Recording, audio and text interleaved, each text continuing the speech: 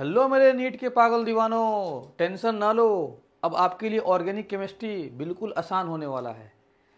मैं आपके सामने एक काफ़ी इंपॉर्टेंट और फेमस नेम रिएक्शन लेके आने वाला हूं, जिसको डिबाल एच रिडक्शन भी कहा जाता है। तो डिबाल एच जो रिडक्शन है काफ़ी फेमस रिएक्शन है, जिससे आप बेंजल्डिहाइड या अल्डिहाइड आप बना सकते हो। ठीक है, अल्डिहाइड बना सकते हो।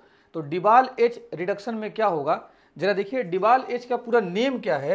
इसका पूरा नाम होता है die isobutyl aluminium hydride. Die isobutyl aluminium hydride. अब सुनना, die isobutyl aluminium hydride, aluminium लिखो, ठीक है। दो आइसोब्यूटाइल लगा दो। ये आइसोब्यूटाइल, एक कार्बन, दो कार्बन, तीन कार्बन, चार कार्बन, यहां पे भी लगाओ, ठीक है। देख लो, एक कार्बन, दो कार्बन, तीन कार्बन, चार कार्बन, डाई आइसोब्यूटाइल। और हाइड्राइड का मतलब होता है H। तो डाई आइसोब्यूटाइल एल्युमिनियम और हाइड्राइड का मतलब H। इसको रिप्रेजेंट करने का एक तरीका ये भी है, AlH। ये हो गया एल्युमिनियम और H का मतलब हाइड्राइड, और ब्रैकेट में लगाओ आइसो ऐसे ब्यूटाइल और होल ट्वाइस। तो एल्युमिनियम H या आई, एल्युमिनियम H और आई मतलब आइसो, और ब्यू मतलब Bu का मतलब ब्यूटाइल और होल ट्वाइस।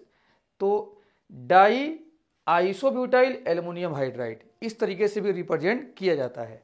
अब इस रिएक्शन में क्या होता है जरा देखा जाए। इस रिएक्शन में ध्यान से समझना कि रिएक्शन होता कैसा है। सबसे पहला ये रिएक्शन दो, इसमें रिएजेंट आपका दो सबस्ट्रेट आते हैं। एक पहला ये नाइट्राइल का रिएक्शन होता है। डिबाल एच से आप नाइट्राइल का भी रिडक्शन करा सकते हो। तो इस नाइट्राइल के सामने डिबाल ऐसे एच, और सीधे नीचे क्या लिखेगा, वाटर लिखेगा, ऐसे वाटर। तो आपको डायरेक्ट प्रोडक्ट कैसे बनाना है? आपको डायरेक्ट प्रोडक्ट बनाना है, इस CN को हटाना है और उसके बाद से डायरेक्ट CHO लगा देना है, और क्या बन जाएगा, अल्डिहाइड बन जाएगा। ठीक है, ये आपका नाइट्राइल है। सीधे CN को हटाना है और अल्डिहाइड आपको लगा देना है। तो रिडक्शन का ये रिएक्शन है। दूसरा जरा देखिएगा, ये डिबाल एच जो है आपका, अच्छी एक बात और, डिबाल एच जो होता है ये माइल्ड रिड्यूसिंग एजेंट होता है, क्योंकि आपका ये मेन जो डिबाल एच का काम है रिडक्शन कराना, और रिडक्शन नाइट्राइल का जब कराता है तो अल्डिहाइड बनाता है। ये एक और कंपाउंड का रिडक्शन कराता है जिसको हम लोग एस्टर बोलते हैं। ये एस्टर का भी रिडक्शन कराता है। इसके सामने अगर लिख दिया जाए डिबाल एच और यहां पे लिख दिया जाए H2O, तो इसका भी रिडक्शन कराएगा एस्टर का। और कैसे कराएगा जरा देखो, ये वाला बॉन्ड को तोड़ा जाएगा और रिडक्शन में यहां एक H लगा दो और यहां H लगा दो, तो RC डबल बॉन्ड O, और यहां H लग गया, plus R dash OH, R dash OH। तो इससे क्या बन गया, ये अल्डिहाइड बन गया, और ये आपका क्या बन गया, अल्कोहल बन गया। तो इसमें मिक्सचर हो जाते हैं अल्डिहाइड और अल्कोहल का। तो कहने का मतलब ये है कि डिबाल एच जो है ये रिडक्शन दो कंपाउंड का कराता है, नाइट्राइल का कराता है और एस्टर का कराता है। ठीक है, अब जरा देखिए, इसको आप नोट कर लीजिए। अब फिर मैं इस पे एग्जांपल्स कराता हूं। देखो सामने यहाँ पे CN है, तो बताओ डिबाल एच है, तो CN को हटा दीजिए और सीधे क्या कीजिए, CH3, यहाँ CH3 CHO लगा दीजिए। हो गया खत्म कहानी। यहाँ पे देखो ये एस्टर है, सीधे ये वाला बॉन्ड ऐसे तोड़ो और यहाँ पे H लगा दो और यहाँ पे H लगा दो, तो क्या बनाओगे प्रोडक्ट, जरा देख लो। H इधर लग जाएगा और ये डबल बॉन्ड, अब प्लस देखना, प्लस ये इस तरीके से है और OH ऐसे अल्कोहल बन जाएगा। ठीक है, अल्कोहल बन गया, ये आपका अल्डिहाइड और ये अल्कोहल बन गया। नेक्स्ट क्वेश्चन सामने है, जरा देखिएगा। देखो यहां से यहां तक का जो रिएक्शन है इसको हम लोग बोलते हैं एस्टेरिफिकेशन। एस्टेरिफिकेशन ये कन्वर्जन टाइप का है, इसको अच्छे से देखना। तो एस्टेरिफिकेशन में क्या होता है, यहां से OH और यहां से H निकल जाता है, तो ये बनेगा क्या, यहाँ पर देखना,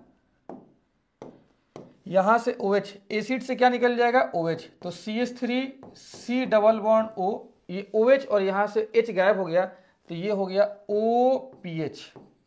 क्या हो जाएगा OPH।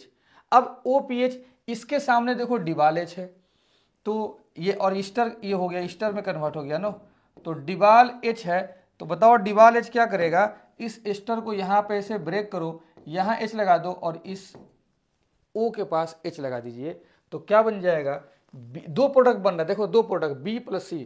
और सही बात है कि डिबाल H में एस्टर के केस में दो प्रोडक्ट बनता है, डिबाल H का रिडक्शन जब होता है एस्टर में तो दो प्रोडक्ट बनता है। देख लो CH3 C double bond O और यहाँ पे H, और इधर बन जाएगा PHOH, जिसको हम लोग फेनॉल बोलते हैं। क्या बोलते हैं, फेनॉल, जिसको हम लोग क्या बोलेंगे, फेनॉल बोलेंगे। अब जरा देखिएगा यहां पे बन गया। अब आगे कह रहा है कि बी का रिएक्शन कराया गया LaH, मतलब LaH क्या है आपका LiAlH4, ये रिड्यूसिंग एजेंट है। तो होता क्या है कि COOH को हटाकर हम यहां पे CH3 CH2OH लिख देंगे। कभी भी रिडक्शन कराना है अल्डिहाइड का तो COOH हटाओ और वहां पे CH2OH को लगा दो, क्या बन गया, अल्कोहल बन गया। ठीक है, और ये फेनॉल है, फेनॉल का रिडक्शन जब कराते हैं जिंक के साथ तो सीधे ये बेंजीन बन जाएगा। क्या बन जाएगा, बेंजीन, ये बेंजीन बन गया। इस फेनॉल को आप ऐसे लिख सकते हो, देखो ना, ये बेंजीन और ये क्या हो गया ऊपर OH। तो फेनॉल का रिडक्शन कराते हैं, फेनॉल जब जिंक के साथ रिएक्शन करता है तो क्या बनता है आपका बेंजीन। सिंपल ये फेनॉल का रिडक्शन होता है, फेनॉल का रिडक्शन होता है और क्या बन गया आपका, ये बेंजीन बन गया। बहुत अच्छा सवाल था, कन्वर्जन टाइप क्वेश्चन था ये।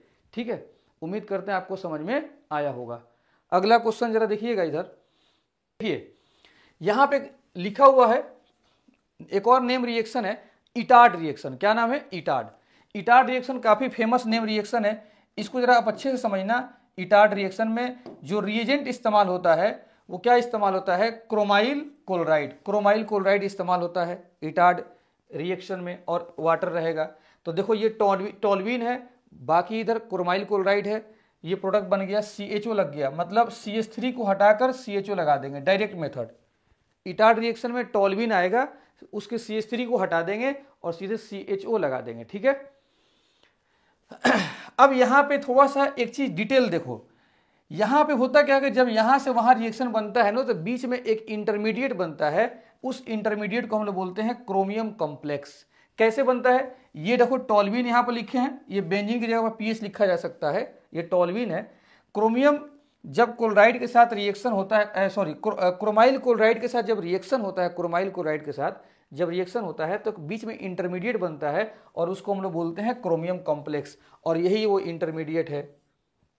क्या होता है, ये CH3 से 2H हटेगा तो 2H हट के यहाँ पे OCrOHCl2 होल ट्वाइस, इसको डायरेक्ट याद करना, ये बन जाएगा क्रोमियम कॉम्प्लेक्स। ठीक है, अब जब इसका हाइड्रोलाइसिस कराएंगे तो सीधे यहाँ से हट जाएगा और क्या बन जाएगा, CHO बेंजल डिहाइड लग जाएगा। पानी यहाँ पर आएगा और यहाँ पे 2 OH लग जाएगा, एक OH इधर लग जाएगा और एक OH इधर लग जाएगा और इसको हटा देगा, इसको क्या कर देगा, हटा देगा, मतलब PHCH, ये OH और ये OH।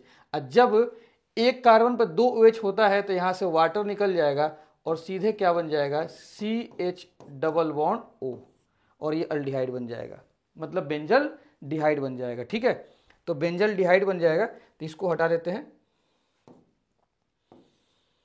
तो ये क्रोमियम कॉम्प्लेक्स आपको याद होना चाहिए, तो डायरेक्ट आप देख सकते हो CH3 को हटाकर CHO लगा दो। ठीक है, और ये आपका थोड़ा मैं बता दिया हूं कि वाटर आएगा तो ये दो जो आपका क्रोमियम कॉम्प्लेक्स में बड़ा सा लगा, इसको हट के 2 OH लग जाएगा और यहां से बेंजल डिहाइड बन जाता है। ठीक है, आप नोट कर लो इसको। अब जरा देखिएगा, इसमें एक स्पेशल केस है। स्पेशल केस क्या है कि अच्छा, जो इटार्ड रिएक्शन था बाबू, इटार्ड रिएक्शन में क्रोमाइल क्लोराइड ही आता है, टोल्यूइन के सामने क्रोमाइल क्लोराइड आएगा। लेकिन एक और इसमें एक स्पेशल केस है, हालांकि वो इटार्ड रिएक्शन नहीं है, वो स्पेशल केस क्या है कि क्रोमियम ऑक्साइड भी कभी कभी टोल्यूइन के सामने आता है, और इसको बोलते हैं acetic anhydride, acetic anhydride, acetic anhydride, acetic anhydride इसको बोलते हैं, ठीक है।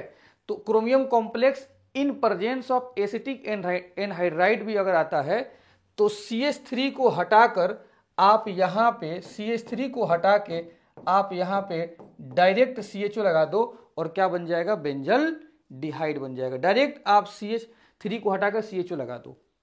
अब इसका थोड़ा डिटेल स्टेप वाइज आप जरा देख लीजिए, थोड़ा समझ में आ जाएगा। ये टोल्यूइन है, आपका क्रोमियम ऑक्साइड, और ये क्या है, एसिटिक एनहाइड्राइड आपका आ गया। ये बीच में एक इंटरमीडिएट बनता है, जैसे इटार्ड में बना था क्रोमियम कॉम्प्लेक्स, यहां पे भी एक इंटरमीडिएट बनता है जिसका नाम है बेंजाइलिडीन डाई एसीटेट। बेंजाइलिडीन डाई एसीटेट, ये दो लगा है इसलिए इसका नाम पड़ गया डाई एसीटेट। अब जब वाटर आएगा तो आपको पता ही है, मैंने आपको बताया है कि जैसे ही वाटर आएगा इस डाई को हटाकर यहां पे CHOH लग जाएगा वाटर से, और ये OH और ये H वाटर निकल जाएगा और क्या बच जाएगा, CH डबल बॉन्ड O, क्योंकि एक ऑक्सीजन बच जाएगा और सिंगल बॉन्ड के साथ कभी ऑक्सीजन नहीं लगता है, डबल बॉन्ड के साथ लगता है, और इसी को बोलते हैं हम लोग बेंजल डिहाइड। इसका नाम क्या हो जाएगा, बेंजल डिहाइड। तो इटार्ड रिएक्शन इससे पहले वाला है, ये इटार्ड रिएक्शन है जिसमें क्रोमाइल क्लोराइड इस्तेमाल हुआ है, टोल्यूइन का CH3 सीधे CHO में कन्वर्ट हो गया है। ये टोल्यूइन के सामने एक स्पेशल केस है कि टोल्यूइन के सामने अगर क्रोमियम ऑक्साइड आ जाएगा तब भी आप बेंजल डिहाइड बना सकते हैं, ठीक है। अब जरा देखिए इस पे डायरेक्ट क्वेश्चन आपका नीट में पूछा हुआ है एकदम देखो मिजाज खुश हो जाएगा। 2021 में डायरेक्ट क्वेश्चन पूछ दिया कि in the intermediate compound X in the following chemical reaction. बताओ ये टोल्यूइन है, ये क्या है बताओ, क्रोमाइल क्लोराइड है, अभी मैं बताया था इटार्ड रिएक्शन। ये कौन सा रिएक्शन है, इटार्ड रिएक्शन है, इटार्ड रिएक्शन बाबू, क्रोमाइल क्लोराइड CH2।